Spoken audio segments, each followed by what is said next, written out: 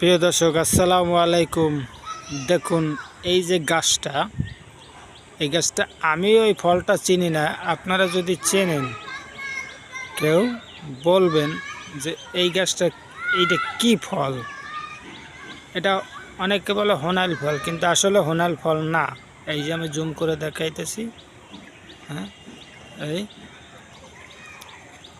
এই যে গাছে একটা বিড়ালও দেখা যাচ্ছে, মিনি, কত সুন্দরভাবে উঠছে দেখেন। এই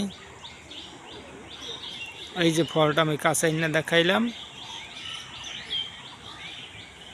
এই